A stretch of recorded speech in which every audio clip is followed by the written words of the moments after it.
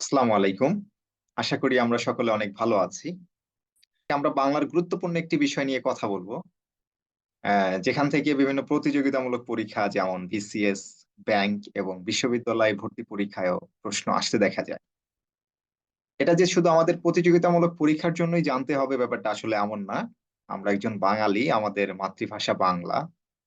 So এই বাংলা ভাষার উৎপত্তিটা আসলে কোথা থেকে আসলো এটা আমাদের সকলেরই জানা দরকার।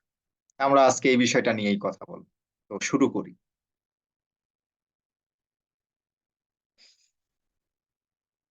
আজ থেকে প্রায় ৫,০০০ বছর পূর্বে বা ৫,০০০ বছর আগে আমাদের ভাষাগুলো আসলে এমন ছিল না।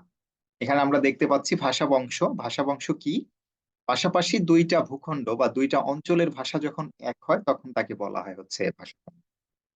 ঠিক সেই সময় আমরা একটা ভাষা বংশ সম্পর্কে জানতে পারি।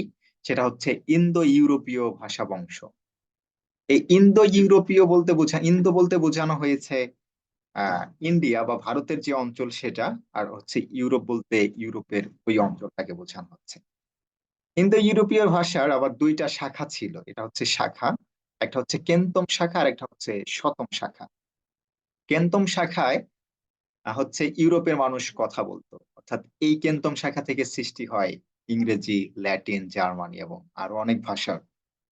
বাট এই যে শতম শাখা, এই শতম শাখা মূলত হচ্ছে কথা বলতো ভারতবর্ষ বা এই অঞ্চলের মানুষ। এটা আবার কিছুকাল পরে জাতিগতভাবে আলাদা হয়ে যায়। ভারতে যারা বসবাস করতে শুরু করলো বা করতো তারা কথা বলতো ভারতীয় ভাষায়। ইরানে যারা বসবাস করতে শুরু করলো তারা কথা বলতে লাগলো হচ্ছে ইরানীয় ভাষায়। মিশরে যারা থাকতো তারা কথা বলতে শুরু করলো মিশরীয় ভাষায়। আরবে যারা থাকতো তারা কথা বলতো হচ্ছে আরবীয় ভাষায়। এই ভারতবর্ষে যখন আর্যরা আসে বা আর্যরা শাসন করতে শুরু করে তখন ভারতীয় এবং আর্যদের সাথে একটা সংমিশ্রণ হয়ে নতুন একটা ভাষার সৃষ্টি হয়, যেটা হচ্ছে ভারতীয় আর্য ভাষা। এই ভারতীয় আর্য ভাষার আবার ২ টা রূপ ছিল। একটা হচ্ছে প্রাকৃত আর একটা হচ্ছে সংস্কৃত। প্রাকৃত বলতে বোঝানো হয়েছে আমাদের মুখে বলার ভাষা এবং সংস্কৃত বলতে মিন করা হয়েছে যে লিখার ভাষা। অনেকেই মনে করে যে বাংলা ভাষা আসছে এই সংস্কৃত থেকে, বাট আসলে এটা ঠিক না। বাংলা ভাষা আসছে হচ্ছে এই যে প্রাকৃত বা মুখে বলার যে ভাষা সেখান থেকে। এই যে প্রাকৃত ভাষা সেটা আবার অঞ্চল বিশেষ বা বিভিন্ন অঞ্চলে আলাদা হয়ে যায়। জানতে পারছি যে এই যে মগ যে অঞ্চলটা ছিল সেই অঞ্চলের মানুষ যে ভাষায় কথা বলতো সেটা হচ্ছে মাগধী প্রাকৃত। আর গৌড় যে অঞ্চলটা ছিল এই গৌড় যে অঞ্চল সে অঞ্চলের মানুষ যে ভাষায় কথা বলতে শুরু করে সেটা হচ্ছে গৌড়ীয় প্রাকৃত। এখানে আকারটা হবে মেবি টাইপিং মিস্টেক হয়েছে। এখানে ২ জন ভাষাবিদ ২ ধরনের মতামত পেশন করেন।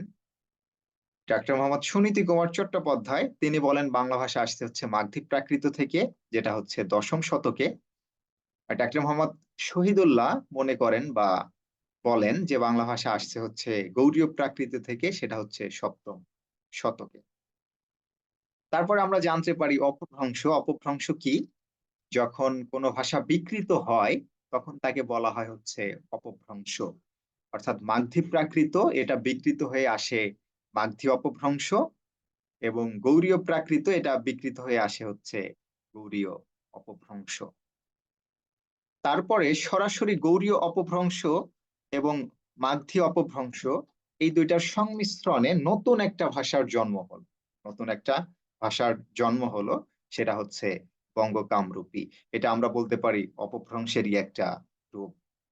তারপরে কিছুকাল পরে বঙ্গ কামরূপী থেকে আরো কয়েকটা ভাষার জন্ম হয়। সেটা হচ্ছে বাংলা। আসামের যে মানুষ কথা বলতো আসাম প্রদেশ বা আসাম অঞ্চলে সেটা হচ্ছে অসমিয়া। আর হচ্ছে উড়িষ্যা প্রদেশ বা উড়িয়া ওই অঞ্চলের মানুষ যেটা কথা বলতে শুরু করে সেটা হচ্ছে উড়িয়া। তাহলে আপনার যদি সরাসরি প্রশ্ন হয় যে বাংলা ভাষার সরাসরি বা ইনস্ট্যান্ট কোন ভাষা থেকে আসছে, সেটা হচ্ছে বঙ্গকাম রূপী। আর যদি প্রশ্ন আসে যে বাংলা ভাষার আদি ভাষা বংশ কোনটি, তবে আপনার অ্যান্সার হবে ইন্দো ইউরোপীয় ভাষা বংশ। আশা করি আপনারা দেখলে বা একটু ভালো করে ট্রাই করলে সহজে বুঝতে পারবেন। সো আজকের মতো শেষ।